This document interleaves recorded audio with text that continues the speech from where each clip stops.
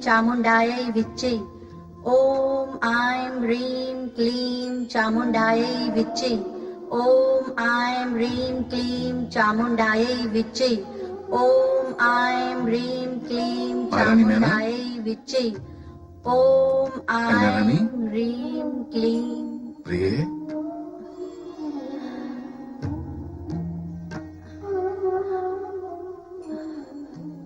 स्वामी, आप यहाँ?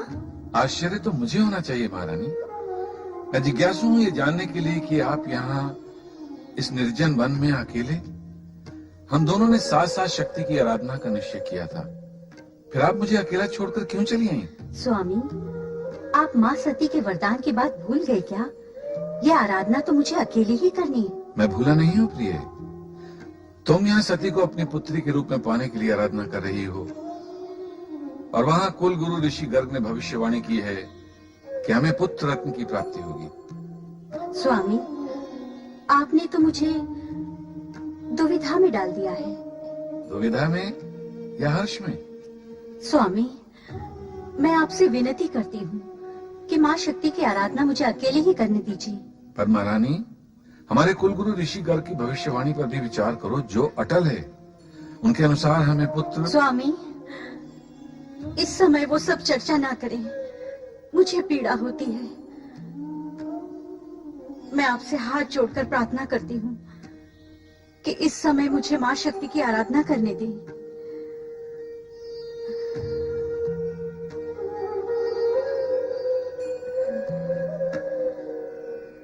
ओम ऐं ह्रीं क्लीं चामुंडायै विच्चे।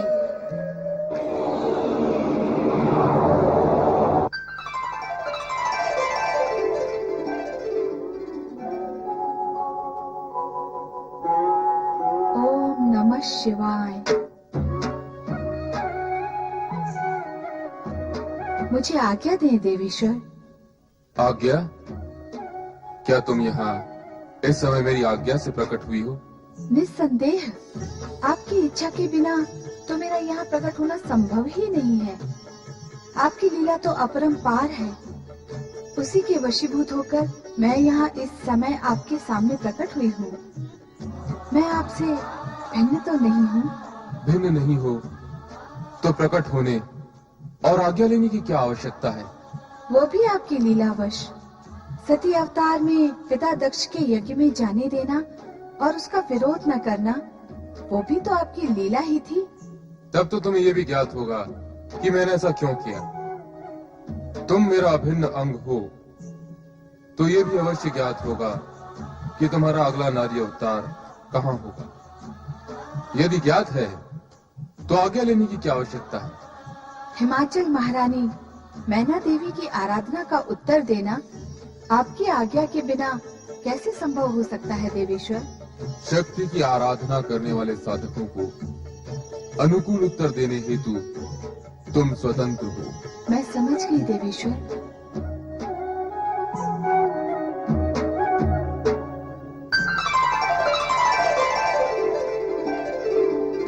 ओम ऐं ह्रीं क्लीं चामुण्डायै विच्चे।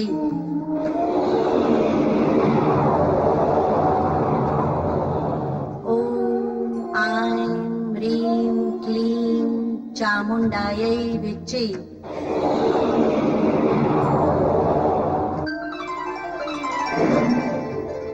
ओम ऐं ह्रीं क्लीं चामुण्डायै विच्चे। ओम ऐं ह्रीं क्लीं चामुण्डायै विच्चे। ओम ऐं ह्रीं क्लीं चामुण्डायै विच्चे। महारानी मैना,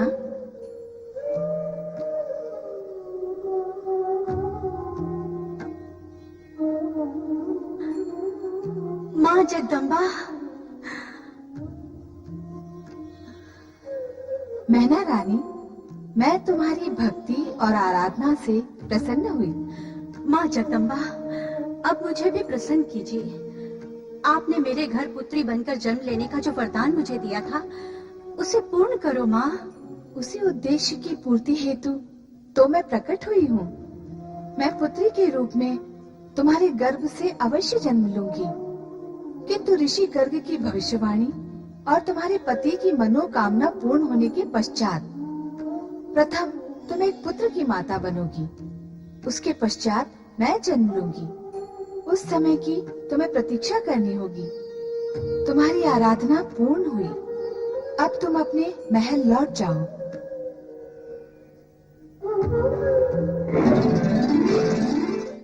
गुरुदेव, आप मुस्कुरा रहे हैं और हम दुविधा में हैं। दुविधा का कारण? आपकी भविष्यवाणी सती माता के वरदान अनुसार महारानी शक्ति की आराधना करने गई है कि उन्हें वो पुत्री के रूप में पा सकें, और आपकी भविष्यवाणी के अनुसार हमें पुत्र रत्न की प्राप्ति होगी। दोनों ही बातें असत्य नहीं हो सकती। तो सत्य क्या है गुरुदेव? क्या सत्य है गुरुदेव? हमें पुत्र रत्न की प्राप्ति होगी अथवा पुत्री की? दोनों। दोनों गुरुदेव? हाँ राजन, मैना महारानी पहले पुत्र को जन्म देंगी, फिर पुत्री को। हाँ स्वामी, माँ शक्ति ने भी यही वरदान दिया है जो राजगुरु गर्ग कह रहे थे। मेरा प्रणाम स्वीकार हो। अखंड सौभाग्यवती भव, पुत्रवान भव, पुत्रीवान भव। अब तो तुम्हारी दुविधा दूर हुई राजन? हाँ गुरुदेव, माँ शक्ति की कृपा और आपके आशीर्वाद से अब कोई दुविधा नहीं। हमारी मंगल कामना और आशीर्वाद सदा तुम्हारे साथ है राजन।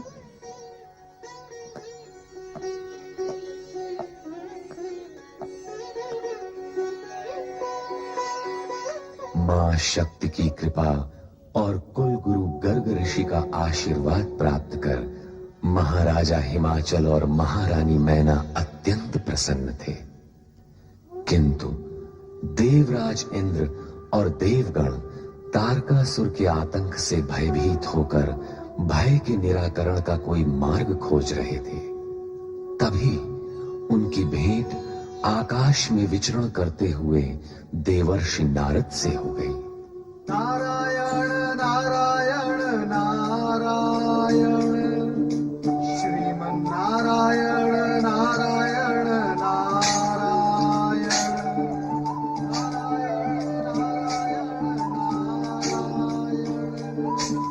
श्रीमन्नारायण नारायण नारायण नारायण नारायण। देव ऋषि, आपने तो हमें भयभीति कर दिया था। भयभीत तो खोटे मन और मलिन चरित्र वाले होते हैं देवराज। आप क्यों भयभीत हो रहे हैं? हमारे दुर्दिनों में आप भी तीखे प्रहार कर रहे हैं देवर्षि। नारायण नारायण। मैं प्रहार सहता हूँ, करता नहीं। देव ऋषि, कृपा करके अब हमें ये बताएं कि आप आ कहां से रहे हैं। क्या हमारे लिए कोई शुभ समाचार है? मैं तो मात्र शुभ और अशुभ समाचार का वाहक बनकर रह गया हूँ। फिर भी तुम्हारे लिए एक समाचार है। क्या समाचार है? कहे देवर्षि। महारानी, मैना रानी की शक्ति आराधना सफल हो गई है। अब मां शक्ति उनके यहाँ पुत्री रूप में जन्म लेंगी। प्रसन्न होने में शीघ्रता न करें, क्योंकि पुत्री का जन्म पुत्र जन्म के पश्चात होगा। क्या? भयभीत होने की आवश्यकता नहीं।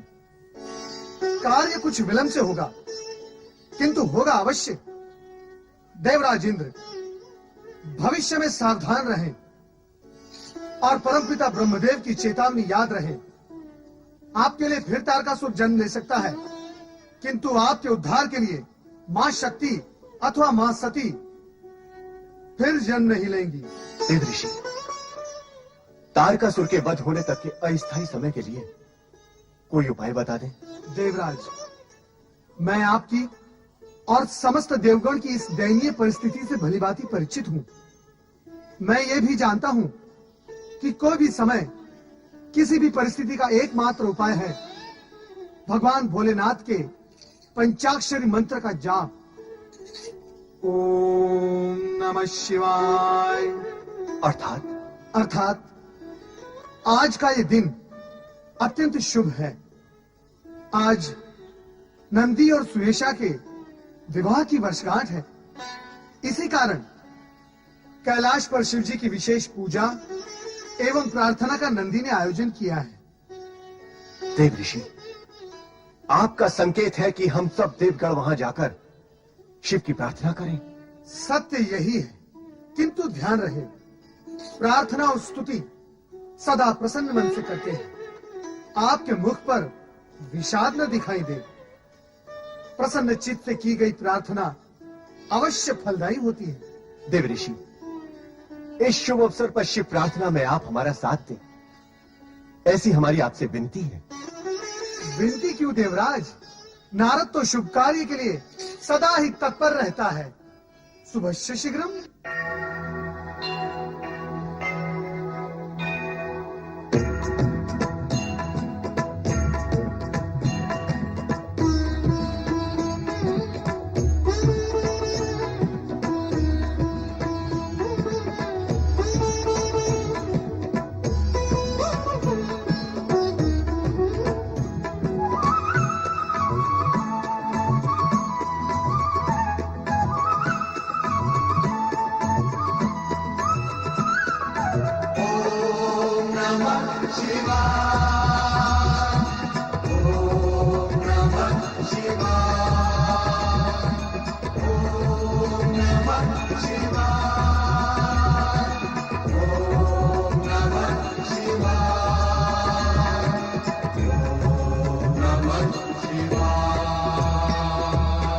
नभ जल थल में हर एक पल में दसों दिशा में भोर निशा में।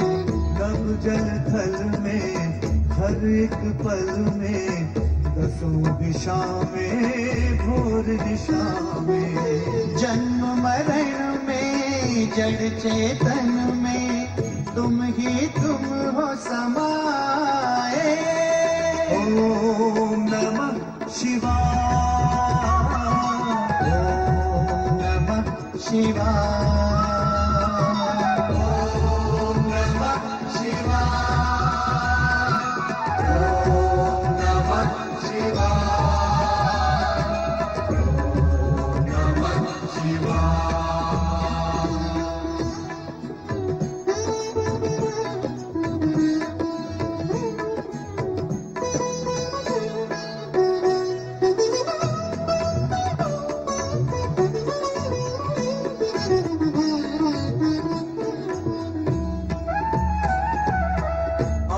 आदि अनंता तुम भयहंता, कैलाशवासी हो अविनाशी।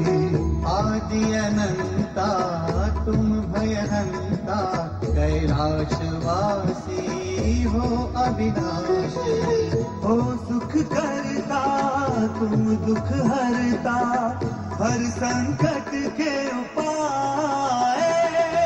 ओम नमः शिवाय, ओम नमः शिवाय, ओम नमः शिवाय, ओम नमः शिवाय, ओम नमः शिवाय।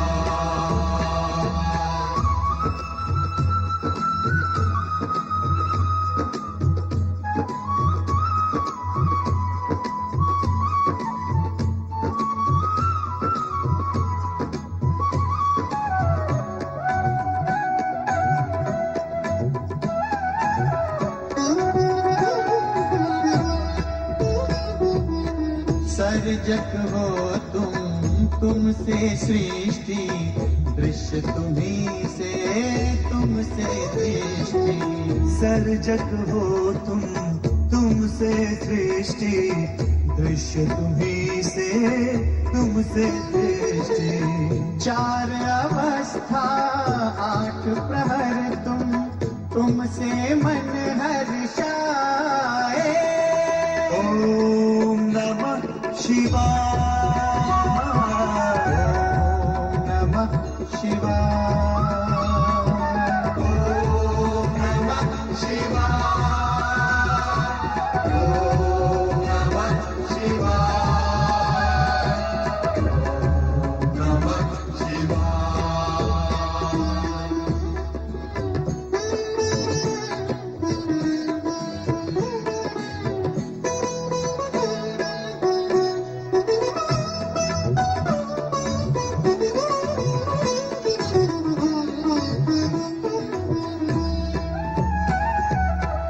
शब्द है तुमसे वाणी, ज्ञान तुम्ही से तुम ही ज्ञानी। शब्द है तुमसे वाणी, ज्ञान तुम्ही से तुम ही ज्ञानी। सत्य तुम्ही हो नित्य तुम्ही हो, जो खोजे वो पाए। ओम नमः शिवाय, ओम नमः शिवाय, ओम नमः शिवाय, ओम नमः शिवाय, ओम नमः शिवाय।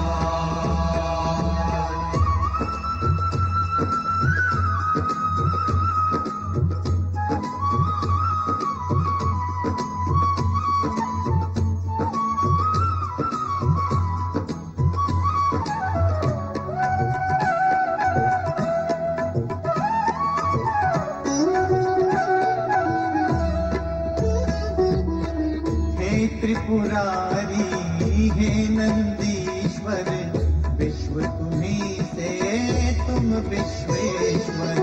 हे त्रिपुरारी हे नंदीश्वर, विश्व तुम्ही से तुम विश्वेश्वर। कण कण में तुम हे सर्वेश्वर, समय भी हर पल गाए। ओम नमः शिवाय, ओम नमः शिवाय, ओम नमः शिवाय, ओम नमः शिवाय, ओम नमः शिवाय, ओम नमः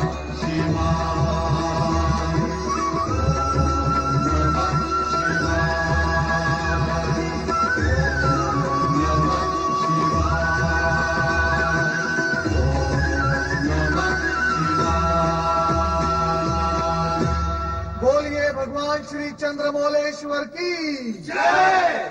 भूत भावन भगवान भोलेनाथ की जय। मंगलम भवा। सदा मंगलम भव।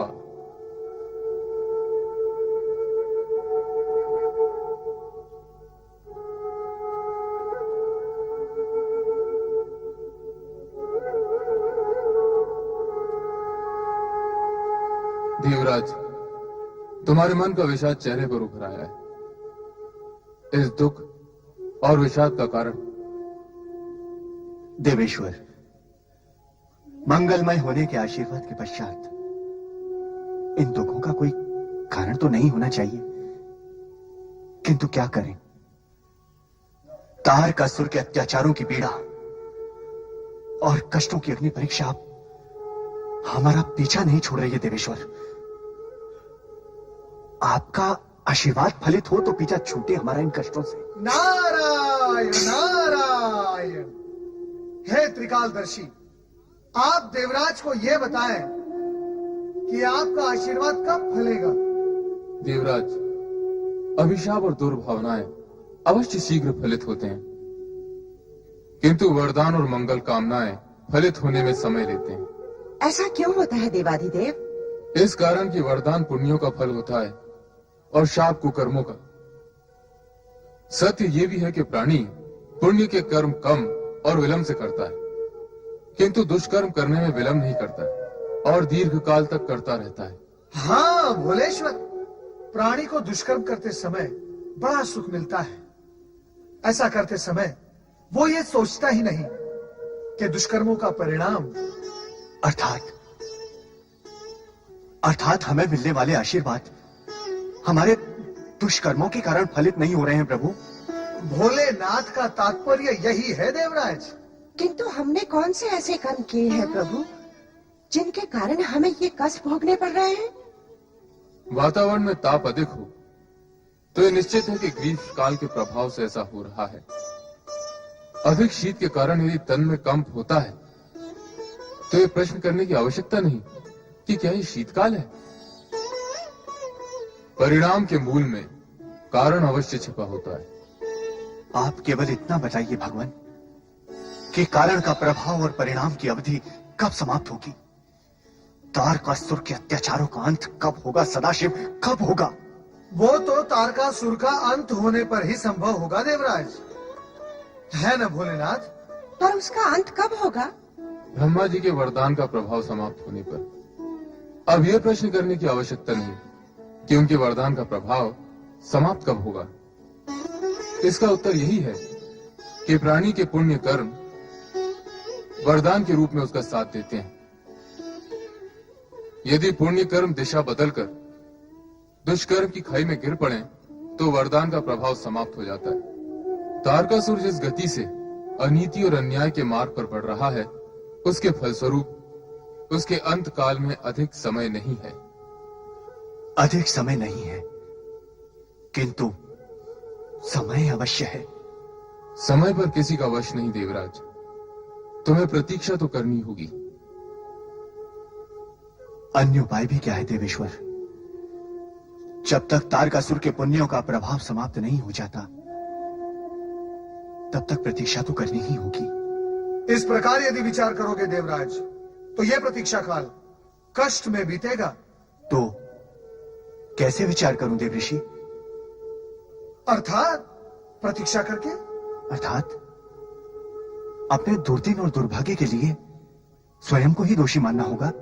बुद्धिमान ऐसे ही करते हैं क्योंकि उन्हें ज्ञान होता है कि दूसरों को दोषी मानने से दुष्टता बढ़ती है और ये बढ़ी हुई दुष्टता अंधकार की ओर ले जाती है, किंतु स्वयं को दोषी मानने से दोष दूर करने की प्रवृत्ति दोष घटाती है और ये मार्ग प्रकाश की ओर ले जाता है।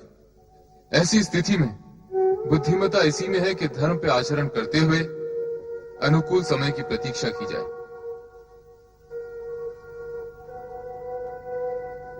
धन्य है प्रभु, धन्य है आप और आपकी लीला धन्य है। देवऋषि, देवराज, सफलता का श्रेष्ठ मार्ग है सत्कर्म।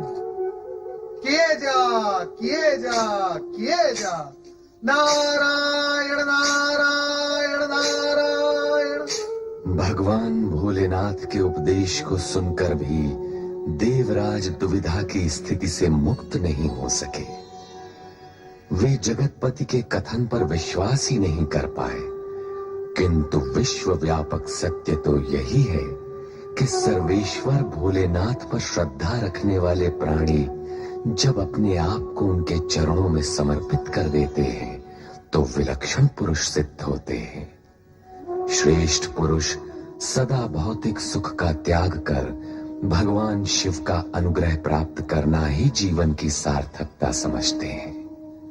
ऐसे ही समर्पित श्रद्धालु थे सूर्यवंशी महाराजा मानधाता। महाराज मानधाता की जय, महाराज मानधाता की जय, महाराज मानधाता की जय, महाराज मानधाता की जय।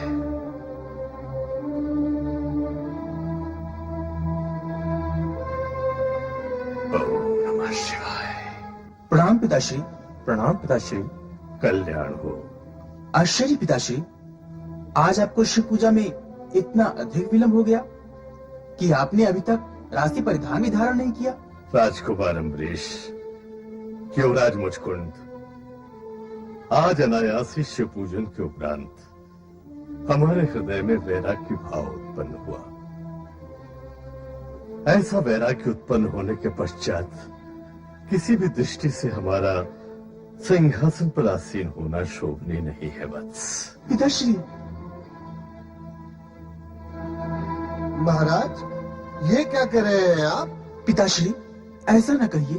आपसे अधिक इस सिंहासन पर बैठने के योग और कौन हो सकता है महाराज। राजकुमार, तुम हमारे ज्येष्ठ पुत्र होने के नाते अब इस सिंहासन पर तुम्हारा न्यायोचित अधिकार है। कदापि नहीं। आपके होते हुए मैं इस सिंहासन पर कैसे बैठ सकता हूँ? ये प्रजा की इच्छा के भी विरुद्ध होगा। भ्राता सत्य कह रहे हैं तात। आपके समान धर्मात्मा प्रजा पालक शासक युगों में एक ही बार जन्म लेता है। हम ही नहीं, आपकी प्रजा भी आपको इस सिंहासन से दूर नहीं देख सकती।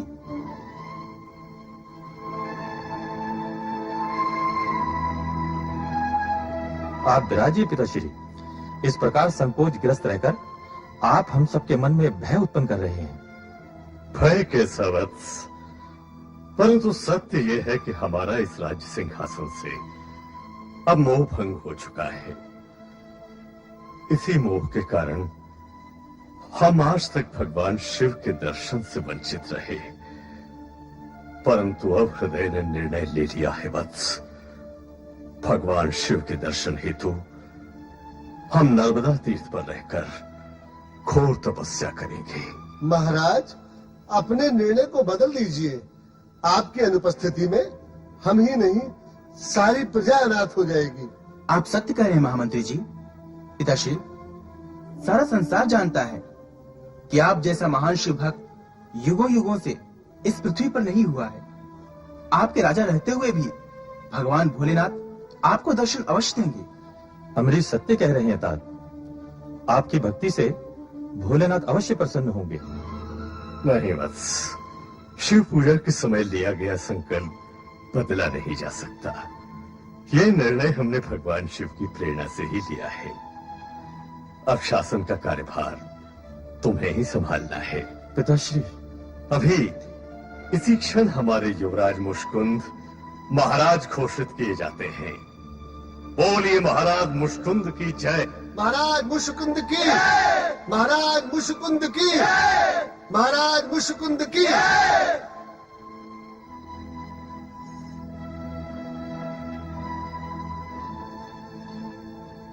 सभासदों, अपने शासन काल में यदि आप लोगों में से किसी के प्रति कोई त्रुटि हुई हो, यदि कभी किसी भी प्रजाजन के प्रति हमसे कोई अन्याय हुआ हो, तो हम आप सबसे क्षमा चाहते हैं। पुत्रों, शिव भक्ति की ज्योति को सदैव प्रज्वलित रखना। भगवान शिव कल्याण करे। ओम नमः शिवाय, ओम नमः शिवाय। महान शिव भक्त, अमर कीर्ति के धारक महाराज मानधाता की जय। महाराज मानधाता की जय, महाराज मानधाता की जय।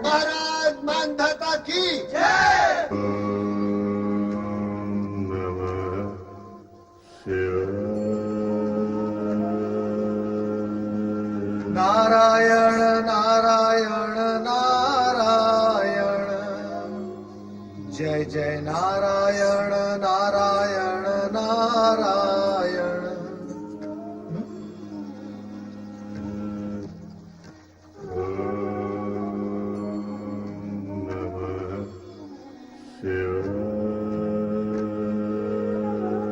नारायण नारायण। नदी के बीच द्वीप पर खड़े होकर भगवान भोलेनाथ की कठोर तपस्या करने वाला ये प्राणी कौन है?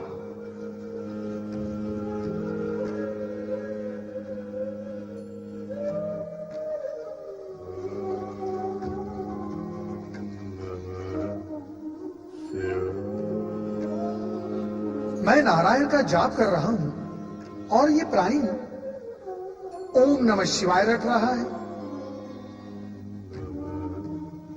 शब्दों में अंतर है परंतु दोनों का अर्थ एक ही केंद्र पर जाके रुकता है। और फिर नारद, जगत तो तुम्हें ज्ञानी समझता है, अंतर तो मूर्ख देखते हैं, ज्ञानी सदा समानता देखते हैं। चलो नारद, ओम नमः शिवाय बोलो। ओम नमः शिवाय।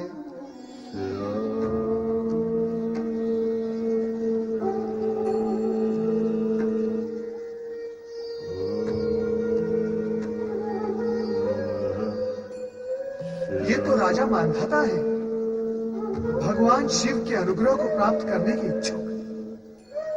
कैसी अद्भुत लीला है भगवान भोलेनाथ की।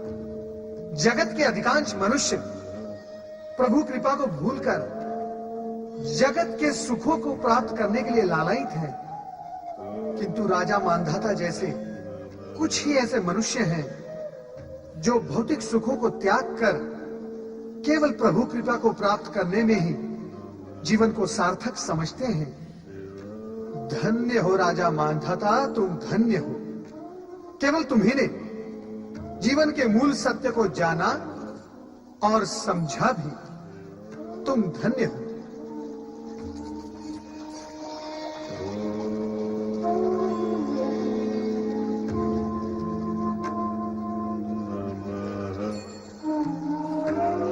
राजन, राजन,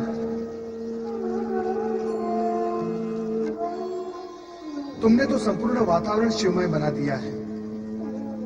तुम्हारा अणु अणु शिवमय हो गया है। कदाचित इसी कारण मेरा स्वर तुम तक नहीं पहुंच पा रहा है। राजन, राजन, अणु अणु क्या, ये तो तन, मन और चेतना से शिवमय होकर शिव जी की भांति समाधि में लीन हो गए हैं।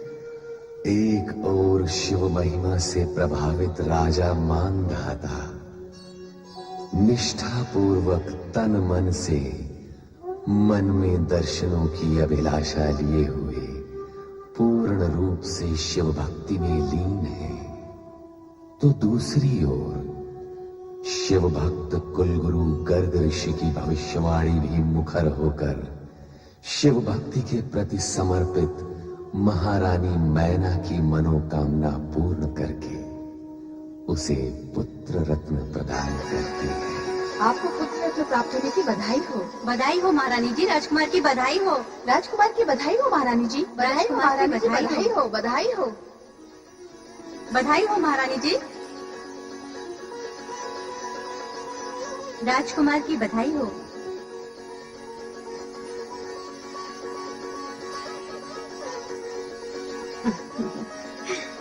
अले ले ले ले ले मेरे राजकुमार, कैसे हैं आप?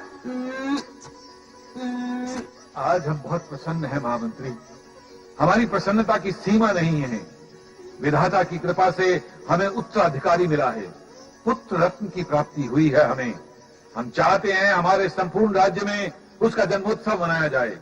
हमारे सभी मित्र राजाओं को निमंत्रण भेजा जाए और अनुरोध किया जाए कि वो इस उत्सव में सम्मिलित होकर हमारे हर्ष को दुगना चौगुना बढ़ा दें। जैसी आपकी आज्ञा महाराज।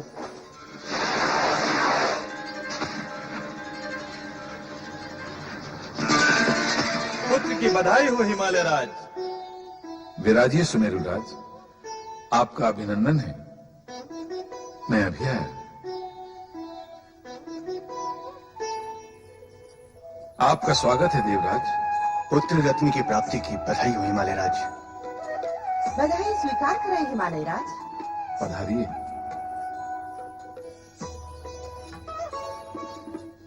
बधाई देने आए हो, तनिक अपने मुंह पर हास्य तो बिखेर लो। जब हृदय में विषाद हो देवी, तो मुख पर हास्य कहाँ से आएगा? सो तो मैं भी जानती हूँ, किंतु तारकासुर का भय तो प्रकट नहीं होना चाहिए। अवसर का तो विचार करो। मैं मैना रानी से मिलकर आती हूँ।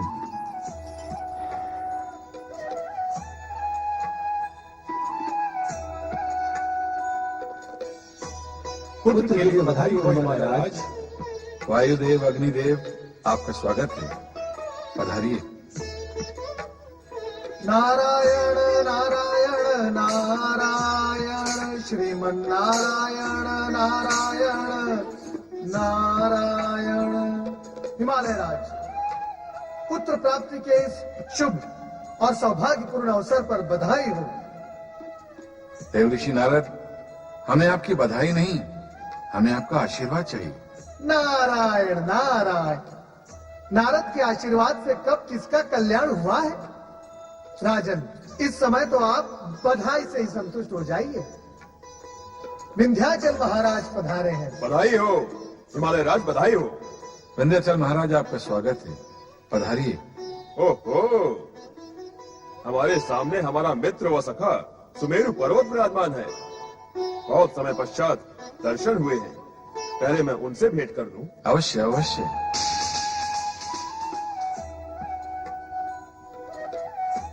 आप किस विचार में खो गए देव ऋषि नारद? यही कि आपको पुत्र प्राप्ति तो हो गई, किंतु पुत्री के देव ऋषि, पुत्र जन्म के अवसर पर पुत्री की चर्चा कहाँ से ले बैठे? नारायण नारायण, देवराज आप बार बार एक ही भूल करते हैं। भूल? कैसी भूल? देवराज, आप सभी देवगण को शक्ति की आराधना करनी है। यदि आप देवगण ये भी भूल गए तो निश्चित जानिए मां शक्ति भी आपको भूल जाएगी। ऐसा ना कहे देव ऋषि, ऐसा ना कहे। हर्षोल्लास के अवसर पर यह ध्यान ही नहीं रहा कि आप पुत्री की चर्चा क्यों कर रहे हैं। पुत्री नहीं देवराज, शक्ति कहे शक्ति। समय समीप आ गया है जब शक्ति अपनी इच्छा से यहाँ जन्म लेंगी। देव ऋषि नारद, पुत्र रत्न की प्राप्ति भी शक्ति की इच्छा अनुसार ही हुई है। ऐसा प्रतीत होता है कि अपने बड़े भाई के आगमन के पश्चात ही वे प्रकट होंगी। मैं बड़ा हूँ, मैं बड़ा हूँ, मैं बड़ा हूँ, मैं। हाँ? ये क्या हो रहा है? विंध्याचल महाराज तो सुमेरु से भेंट करने गए थे, फिर ये किस विवाद में फंस गए? मैं नहीं मानता।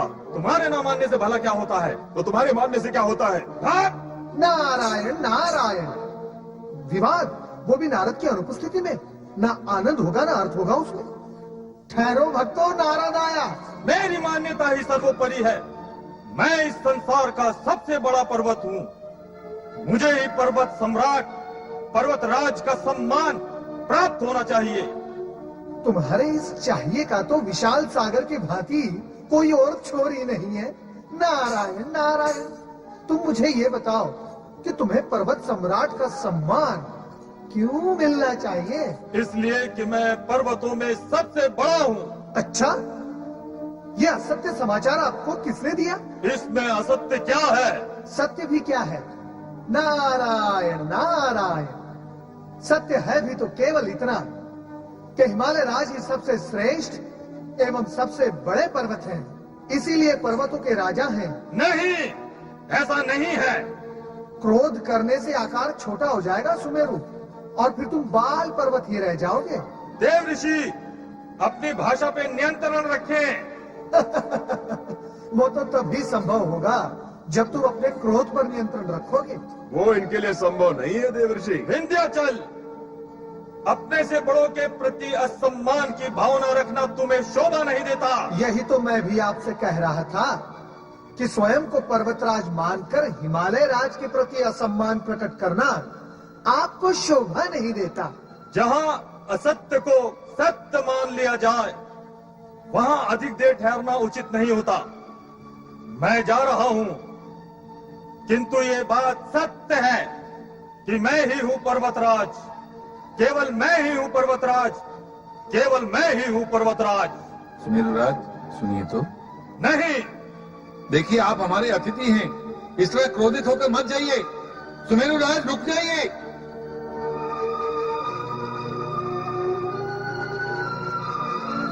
ये अच्छा नहीं हुआ। हिमालय राज, क्या अच्छा नहीं हुआ? इनका क्रोधित होना या इनका चले जाना? दोनों ही देवऋषि। नारायण नारायण। हिमालय राज, चिंता त्याग कर अतिथियों का स्वागत करें। जैसी आज्ञा देवऋषि। नारायण नारायण। कहिए विंध्यराज, क्या कहते हैं आप? किस विषय में देवऋषि? इस समय तो विषय एक ही है, सुमेरुराज। कहना क्या है, वो हिमालय राज से तो छोटे ही हैं, किंतु मुझसे बड़े हैं। तो आप बड़े हो जाइए ना। बड़ा होना अपने वश और अधिकार में होता है। अवश्य है, अवश्य है। आपने राजा मांधाता का नाम तो सुना होगा। वही जो नर्मदा नदी के बीच द्वीप में शिव आराधना में लीन है। वे ही। यदि आप भी उनकी भांति भगवान शिव की आराधना करेंगे तो सुमेरु राज से बड़े हो सकते हैं आप। सत्य? नारद के मुख से असत्य वचन कभी निकले हैं? नारायण नारायण। देवऋषि, आपने बड़ा उपकार किया ये बताकर कि शिव आराधना से ही मैं सुमेरु से बड़ा हो सकता हूँ। मैं अवश्य शिव आराधना करूंगा। इसी में आपका कल्याण है विंध्याचल। ओम नमः शिवाय, ओम नमः शिवाय, ओम नमः शिवाय, ओम नमः शिवाय, ओम नमः शिवाय, ओम नमः शिवाय, ओम नमः शिवाय, ओम नमः शिवाय, ओम नमः शिवाय, ओम नमः शिवाय, ओम नमः शिवाय। नारायण नारायण नारायण, श्रीमन नारायण नारायण नारायण।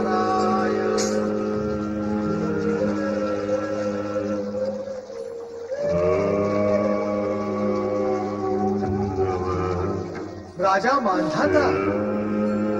नारायण नारायण नारायण, श्रीमन नारायण नारायण नारायण। विंध्याचल। नमः शिवाय, ओम नमः कितना आकर्षण है शिव जी के पंचाक्षरी महामंत्र में। नमः शिवाय, राजा मानधाता तो तपस्या में लीन थे ही, नमः शिवाय, और अब विंध्याचल भी उसी मार्ग पर चल पड़े।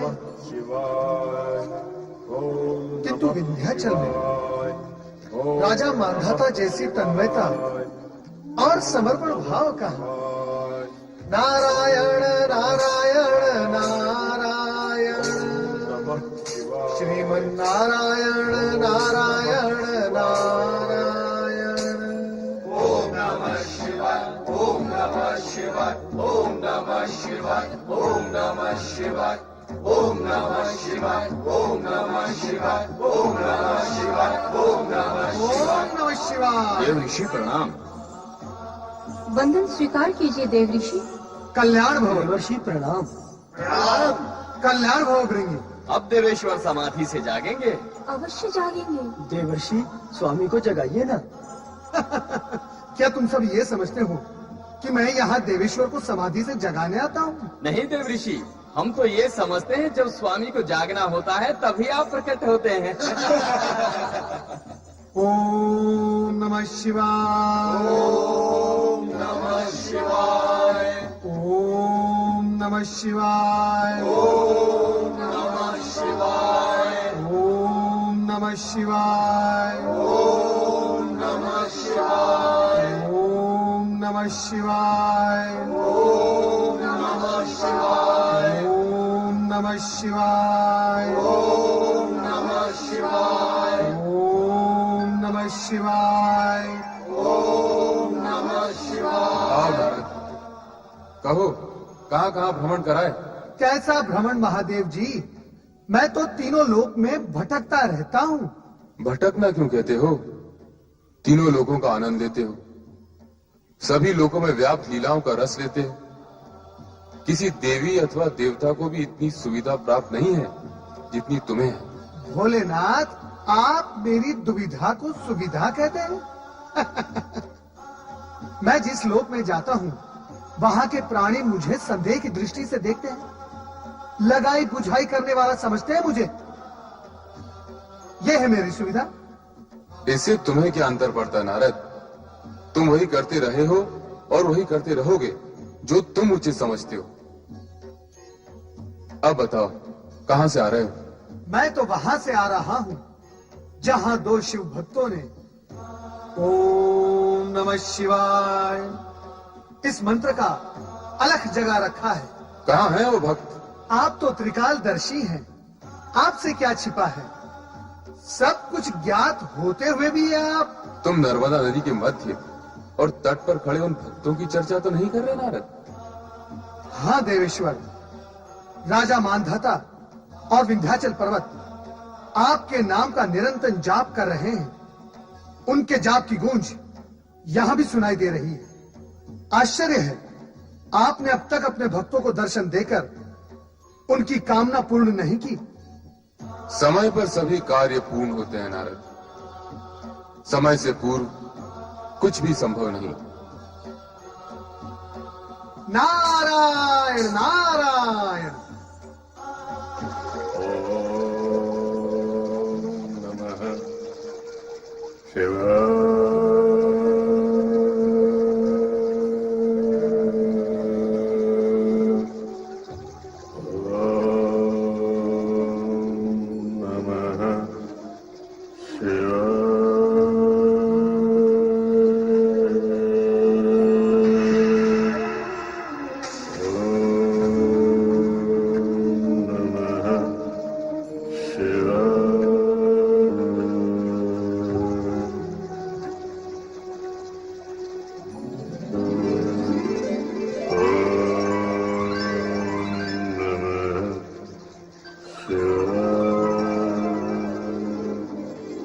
वत्स मंधाता,